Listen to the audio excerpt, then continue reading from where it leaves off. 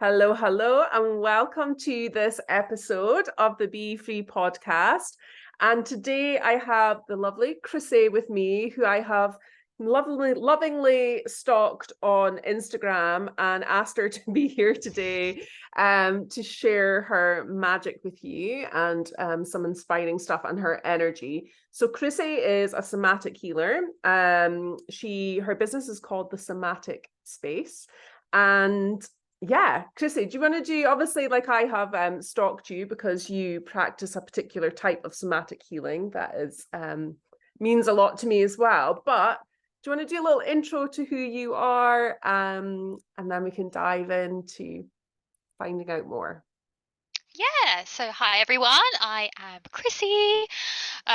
So I kind of train in somatic movement healing, in particular the SAR method, which they say somatic activated healing. I just say movement so everyone understands what we're doing. So really what this is all about, and we'll go into a little bit of depth into this, but it's really important for me. I've been a designer for like the past 10 years, and the thing that hurt me the most being in the corporate world was actually seeing the pain and suffering people were in. Seeing it in my family, seeing it in friends, and like not being able to do anything about it, I felt so hopeless. And that kind of overrid my desire to design sometimes. I'd be there, I'd like go out and buy someone a chocolate bar, I'd like do a meditation session. I'm like, what can I do to make people feel better? Yeah. Um, and it weren't till I come out of the corporate world, and there was 2020, where I went on my own deep healing journey. At the time, I had no idea. I was like deeply depressed. I had lots of trauma. Um, and once I had silence and I was able to sit with myself, I was like, oh my God, I need to do something about this. Like, I was not okay, like at all. So I started with a movement practice with Rachel Pringle.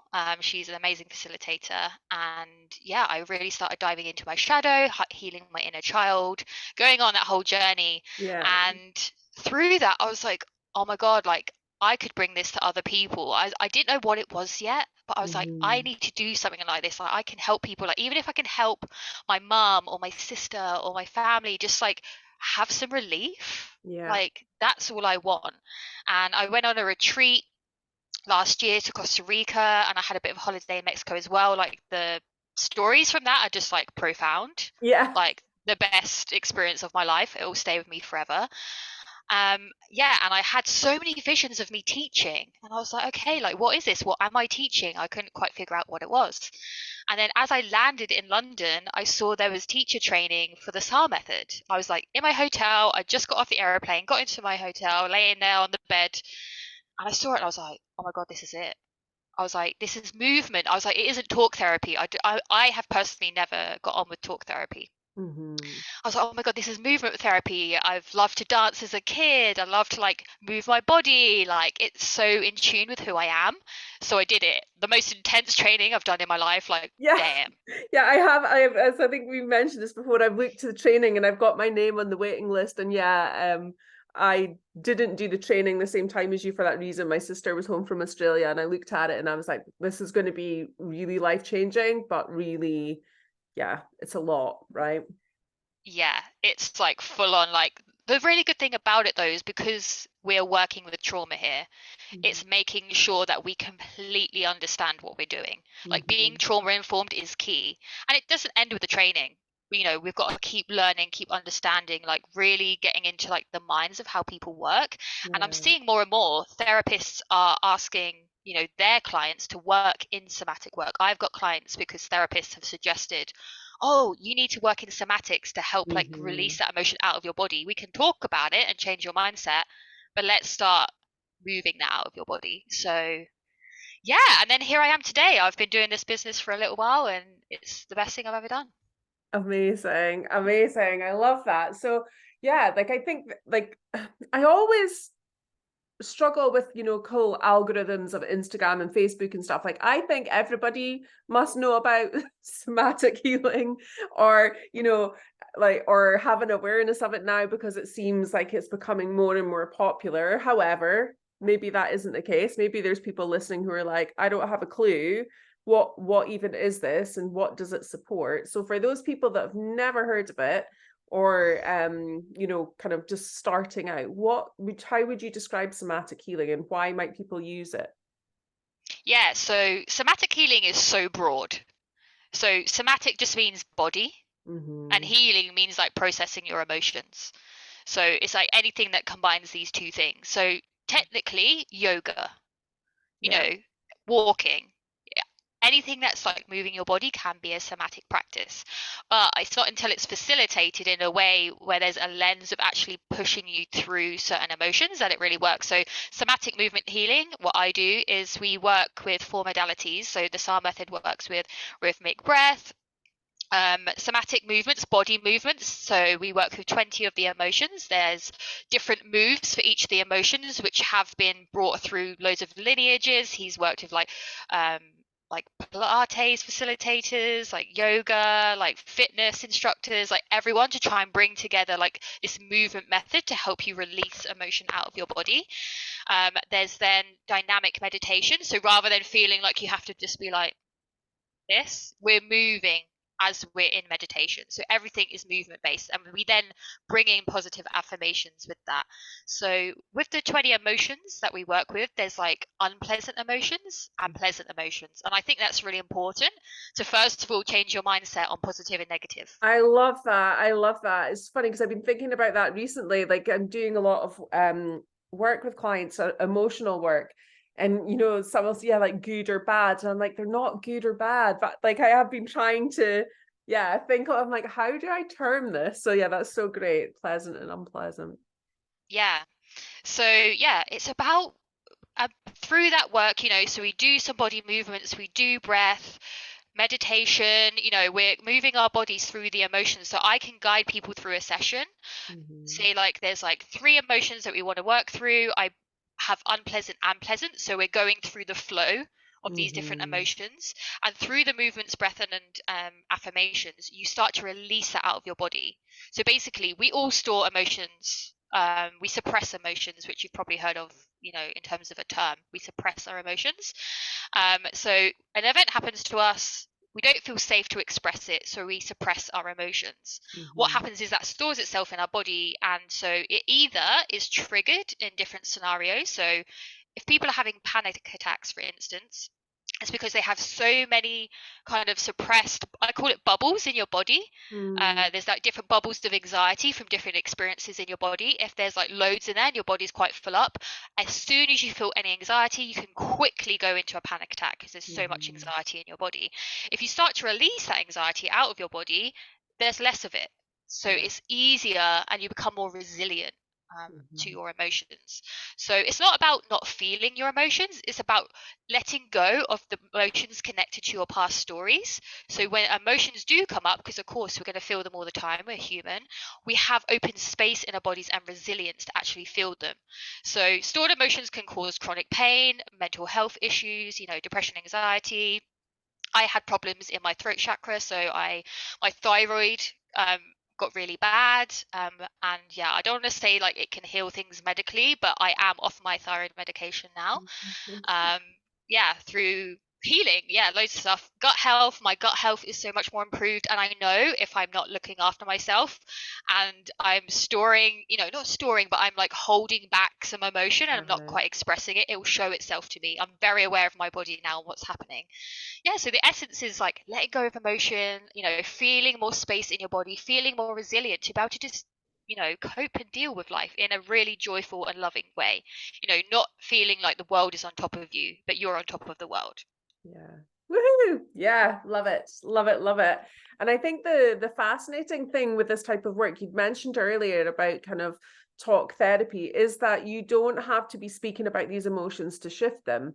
And I know from doing a number of practices myself, you know, sometimes stuff will come up and you'll be like crying and wailing one minute and then laughing your head off the next. And you know, just it is such a release to shift this stuff, and as you say, releasing that weight out of the body is so powerful. And yeah, I can see why there's a lot of people pointing people your direction with support who maybe can't, a lot of the time we can't verbalize what is going on for us emotionally, because as you say, it could have been suppressed by something that happened like 10 years ago. and that hasn't been communicated and expressed, and suddenly you've got this space where it can come up and be released and processed. I think that's so beautiful. So such beautiful work in the world.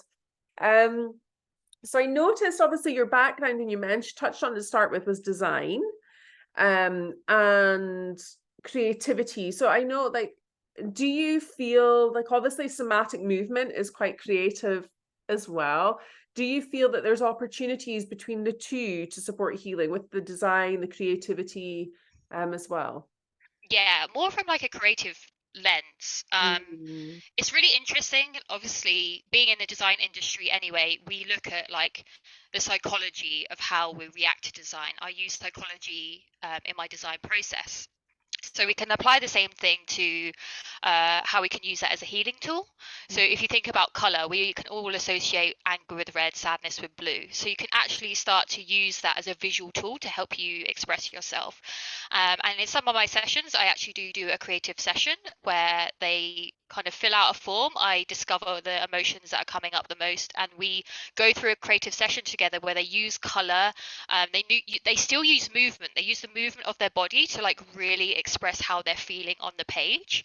So they then can see visually how they're feeling inside. So again, if they can't quite express it and there's something that they want to like get off their chest, having like those movements and seeing like the energy literally on the piece of paper is really healing for them, and it just helps them like have that expression. Same with like journaling or anything where you're using your hands. yeah, Creativity can be like the best tool, like art therapy. Like I'm going to be doing some more training in this in the future, because I used to want to be an art therapist like back in college actually. So yeah. it's kind of like come back around. But yeah, creativity and self-expression, which I think is kind of key. Like, can you just be yourself? Do you know what I mean? Can you just like turn up? Like, I used to be so scared, and I used to shut myself down for just being a bit of a weirdo or being like too much. Like, I'd either be really quiet or I'd be like really expressed and like excitable. Yeah. Like, that's kind of my personality. Like, I'm just like really chill. I'm like, ooh, I'm excited. Like right Yeah. now, I'm like excited. I love having these conversations. But people would call me weird or it's too much or this, and I'd shut myself down. So, through healing, if I can help you just be your most creative, expressive self, wear what you want, color your hair how you want, move how you want, talk how you want, and just being unafraid to creatively express Yeah. yourself, like that for me is the best thing in the world. And if we Mhm. can filter this down to our children, so they're growing up in that environment, like we're onto something here. Yeah. Absolutely. Absolutely. Oh my goodness. So touching on those things, is there anything, like, obviously people might be listening to this, some can watch this on YouTube, but is there something that you could suggest that might support our listeners or watchers to kind of sort of practice, or something that we could do that might support them, just to give them a little taster? Yeah. Obviously, I always use music. Music is like the key to like helping you get there. Yeah. But there's simple things you can do, because a lot of us sit at a desk, right? We're sitting down like right now. Even when we're sleeping, a lot of us don't really move our bodies enough. Like we get told all the time, just like move your body, go for a walk, do this, do that. And with that, we can get stagnant emotions in our body. So the first thing I would always say is like shake your body. Mm-hmm. So I'll get up for you. It's always better when you explain. Mm-hmm. Is the best thing when you're shaking your body is to plant your feet on the floor, and like when you're shaking, like allow the weight of gravity to pull you down. Like, don't worry about putting the energy in, because you might not like have that yet. You might get to a place where you can like really start shaking your body and moving all over the place, but to begin with, just really allow gravity to like really take your body. Yeah. Really go inside, like close your eyes and just feel what it feels like to like let go. If there's frustration or sadness, just like feel that in your body and just Mm-hmm. like really flow through it. Keep breathing, staying with your body, and if you're breathing, like breathing through your nose, breathe out on sound, ha, or even go ha. And you're going to feel weird, right? You're going to feel uncomfortable, but the sound is the energetic release out of your body. Mm-hmm. So yeah, whether you're moving and sounding, I'm gonna stand up. get you involved. Come on, let's do this. Okay, so if you're listening on the podcast, you might want to head to YouTube after, but yeah, I'll just lose my head just now. That's fine. Yeah, I'll try and like explain this in the best way for hearing as well. Yeah, so have your feet planted on the floor and just like bounce your body and allow the weight of gravity to like pull you down. Keep breathing in through your nose. Exhale through your mouth. Let's just do that 2 more times. Breathe in through your nose. Exhale through your mouth. Breathe in through your nose. Exhale through your mouth. And then just shake your body however you need to, just to get any last stagnant bits of energy off. Woo! Beautiful. And you can just notice, just by doing that really simple practice, how it just changes the energy in you straight away. Love it. Woo! Look at our glow. Look at our beautiful glow now. Awesome. Cool. Yeah, I think yeah, it's something I've been bringing a lot more to my work as well, is the sound. Like I love mantra and meditation myself, and people can feel a bit uncomfortable, using their voice in that way. But I was teaching a meditation on a couple of nights ago anyway. One of the ladies was like, oh, remember when we did this in class? And we were like, making the ha noise, like moving our bodies, pushing through stuff. And yeah, it's powerful, and you really do feel it, which awesome. So obviously, you mentioned you'd kind of in the past struggled with your own kind of mental health, emotional health, and you have this incredible modality now to tap into and utilize. But what other things have you used, or do you use, to support you physically, mentally, and emotionally, spiritually as well, I guess? Interesting. I would say like this truly is like the main thing I do. Mm-hmm. I know it's like moving my body is like it. Like something could just happen in the day, and I just know that I can just like tune in with my body, move my body in some way, express it in some way, and I can just change. I can just change it instantly. Yeah. Because sometimes, if you can be with your feelings and you're in a space at home where you can allow yourself to cry and let out the emotion, amazing. But sometimes we're not in those scenarios. Yeah. I could be at an event or a birthday party, or I could be anywhere. Going to the toilet and just taking a few breaths, like really, really slow breaths, is so important. Like I watched Oppenheimer the other day, and I tend personally don't to like suffer with anxiety. I'm more in depression, in terms of what I suffer with. But something about that film caused me to feel some anxiety in my body, and of course I'm just way more aware of it now. And I was like, oh my god, like why do I feel so anxious in my body? So even while I was in the cinema, like obviously next to loads of people, I really was slowly like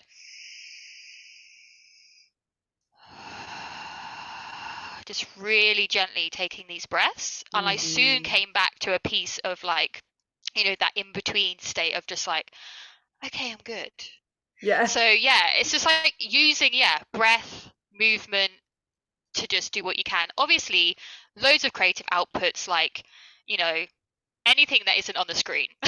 Yeah. Puzzles, sewing, painting, like any way you can like express yourself, amazing. Any way you can do movement, amazing. Like lots of people tell you, but I would say somatic movement healing truly is like something I use every day. Yeah, amazing. Yeah, it's extremely powerful practice for sure.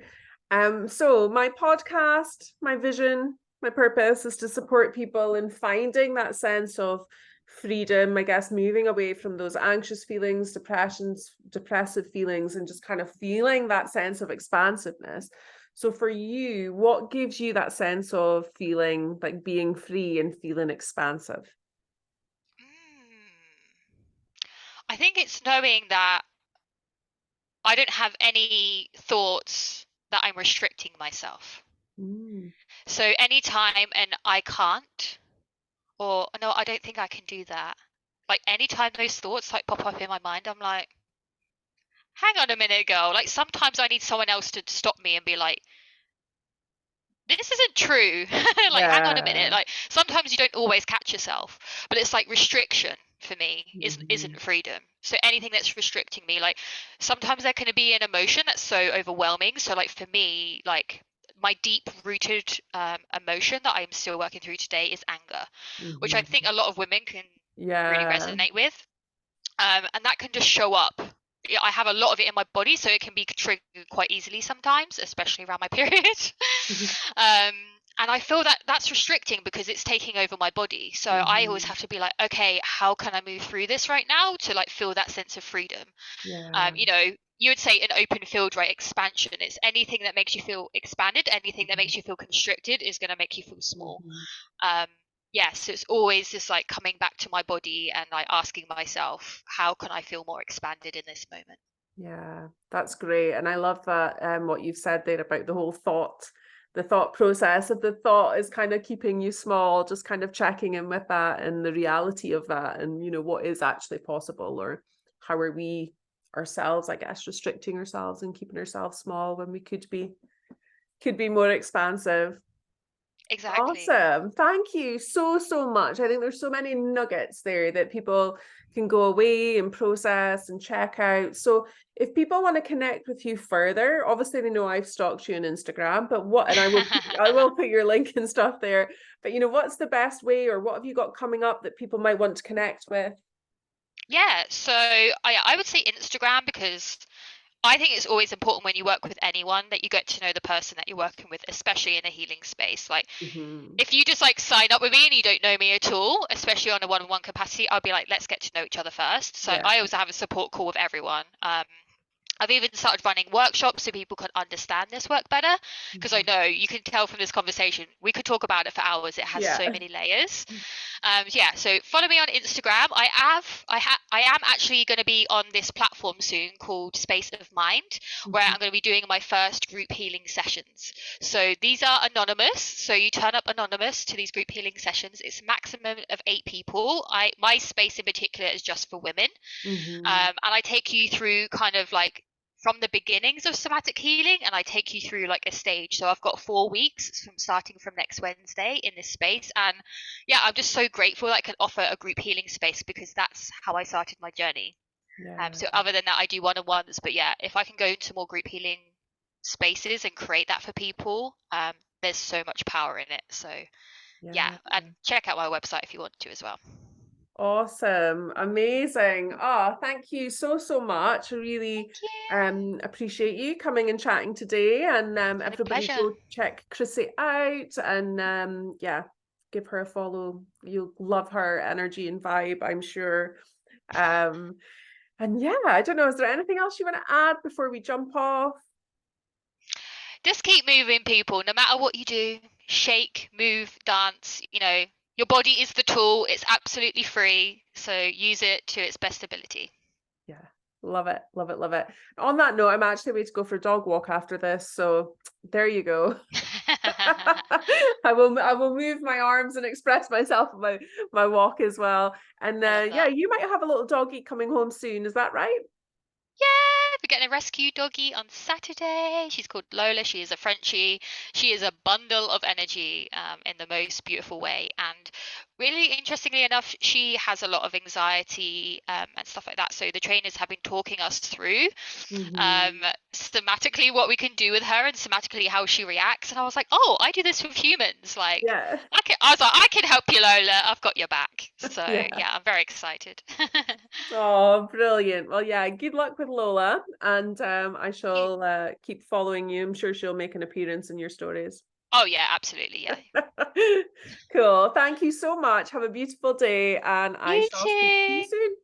See you Bye. soon.